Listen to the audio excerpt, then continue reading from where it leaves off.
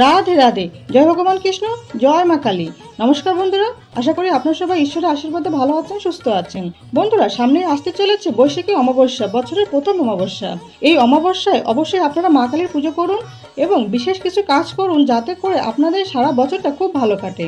বন্ধুরা, আজকের এই ভিডিও থেকে আমরা জেনে নেব 2026 সালে 1433 বঙ্গাব্দে বৈশাখী অমাবস্যার সঠিক সময়সূচি, অমাবস্যা তিথি কখন শুরু কখন শেষ, এবং এই অমাবস্যা তিথিতে পুজোর সব থেকে শুভ সময় কখন থাকতে চলেছে। এছাড়াও জেনে নেব অমৃত যুগের সময়সূচি, গঙ্গা স্নান এবং দানের সব থেকে শুভ সময় কখন থাকতে চলেছে। এছাড়াও জেনে নেব অমাবস্যা তিথিতে আপনারা বাড়িতে কিভাবে মা কালীর পুজো করবেন এবং মা কালীকে কি কি অর্পণ করতে পারবেন, আর এই দিনে কি খাবেন, কি করবেন, আর কি কি নিষেধ রয়েছে, এই সমস্ত কিছু জেনে নেব আজকের এই ভিডিও থেকে। বন্ধুরা, অমাবস্যা মানেই যে সবকিছু খারাপ, এই ধারণা সম্পূর্ণ ভুল। পূর্ণিমার মতোই অমাবস্যার সঙ্গেও কিছু আধ্যাত্মিক গুণের সম্পর্ক রয়েছে। কোনো কোনো অমাবস্যা তিথিতে মা কালীকে বিশেষ একটি রূপে পূজা করা হয়। অমাবস্যাকে নতুন চন্দ্র মাসের সূচনা বলেও মনে করা হয়। বন্ধুরা, আপনারা কিভাবে অমাবস্যা তিথি পালন করবেন সেটা এবার জেনে নেব। এই দিন অবশ্যই কোনো রকম আমিষ আহার গ্রহণ করবেন না, যেমন মাছ, মাংস, ডিম, পেঁয়াজ, রসুন, মুসুর ডাল ইত্যাদি। যারা এই দিন মা কালীর পুজো করবেন তারা তার আগের দিন অর্থাৎ অমাবস্যা তিথির আগের দিন আপনারা নিরামিষ আহার গ্রহণ করবেন। কিন্তু কবে পড়েছে এই অমাবস্যা তিথি? 16 এপ্রিল নাকি 17 এপ্রিল? এই নিয়ে অনেকের মনে প্রশ্ন রয়েছে। তাই চলুন বন্ধুরা, অমাবস্যা তিথি কখন শুরু হচ্ছে এবার সেটা আমরা জেনে নিই। পঞ্জিকা অনুসারে অমাবস্যা তিথি শুরু হবে 16 এপ্রিল 2026 বাংলা 2রা বৈশাখ 1433 বঙ্গাব্দ বৃহস্পতিবার রাত 7:07 থেকে, এবং অমাবস্যা তিথি সমাপ্ত হবে 17 এপ্রিল 2026 বাংলার 3রা বৈশাখ 1433 বঙ্গাব্দ শুক্রবার বিকাল 5:25। এই পরিস্থিতিতে উদিয়া তিথি অনুযায়ী অমাবস্যা ব্রত উপবাস এবং পালনীয় পূজা পাঠ হবে 17 এপ্রিল 2026 বাংলার 3রা বৈশাখ 1433 বঙ্গাব্দ শুক্রবার। কিন্তু অমাবস্যা নিশি পালন রয়েছে 16 এপ্রিল 2026 বাংলার 2রা বৈশাখ 1433 বঙ্গাব্দ বৃহস্পতিবার।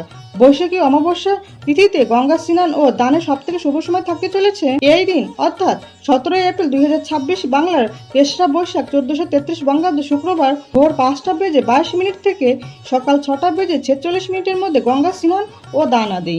এই দিন অর্থাৎ 17 এপ্রিল 2026 বাংলা 3রা বৈশাখ 1433 বঙ্গাব্দ শুক্রবার অমৃত যুগের সময় থাকতে চলেছে সকাল 6:46 মধ্যে, সকাল 7:38 গতে, আবার সকাল 10:15 মধ্যে এবং 12:51 গতে, 2:35 মধ্যে, বিকাল 4:20 মধ্যে, বিকাল 5:55 মধ্যে, রাত্রি 7:32 থেকে 9টার মধ্যে, রাত 2:50 থেকে রাত 3:34 মধ্যে। এই দিন মহেন্দ্র যোগ থাকবে রাত 10:27 থেকে রাত 11:11 মধ্যে এবং রাত 3:34 থেকে ভোর 5:19 মধ্যে। এই দিন অর্থাৎ 17 এপ্রিল 2026 বাংলার 3রা বৈশাখ 1433 বঙ্গাব্দ শুক্রবার পূজা করার সব থেকে শুভ সময় থাকবে রাত 7:32 থেকে রাত 9টার মধ্যে, এবং এছাড়াও শুভ সময় আরও থাকবে রাত 2:50 থেকে ভোর রাত 3:34 মধ্যে।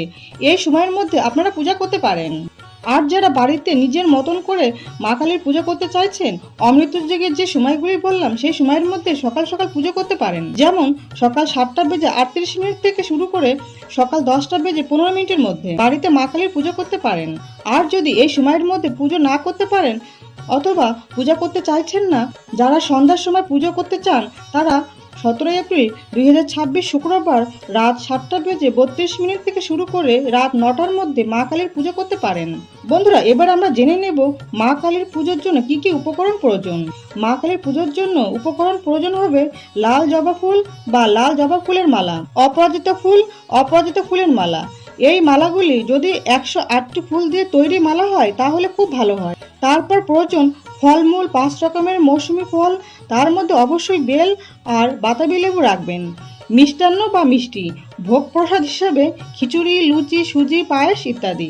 এর সঙ্গে প্রয়োজন হবে ধূপ আর প্রদীপ। বন্ধুরা, তবে মাটির প্রদীপ হলে খুব ভালো হয়। প্রদীপে ঘি অথবা সরিষা তেল দেবেন। বন্ধুরা, এবার আমরা জেনে নেব আপনারা বাড়িতে কিভাবে মা কালীর পুজোর উপবাস করবেন। পুজো করার আগের দিন নিরামিষ আহার গ্রহণ করবেন এবং যেদিন আপনারা পুজো করবেন সেই দিনও নিরামিষ আহার গ্রহণ করবেন। মা কালীর পুজোর পর মা কালীকে যা কিছু ভোগ প্রসাদ দিয়েছেন সেই সমস্ত কিছু গ্রহণ করতে পারেন। এছাড়াও ফলমূল, সুজি, লুচি, মিষ্টি ইত্যাদি খেতে পারেন। পুজো করার দিন সকাল সকাল ঘুম থেকে উঠে বাড়িঘর সমস্ত কিছু পরিষ্কার করে নেবেন। তারপর স্নান করে শুদ্ধ বস্ত্র পরে মা কালীর পুজোয় বসবে। মা কালীর পুজোয় বসার সময় লাল রঙের পোশাক পরিধান করতে পারলে খুব ভালো হয়। পুজোয় বসে প্রথমে আপনারা ঘট স্থাপন করবেন। ঘট স্থাপন করার ক্ষেত্রে আপনাদের যে সমস্ত কিছু জিনিসগুলি লাগে সেইগুলি হলো কিছুটা আতপ চাল ঘটের নিচে রাখতে হবে, তারপর ঘট বসাবেন। আর যদি কাদা মাটি ঢেলা থাকে তাহলে তো খুবই ভালো হয়।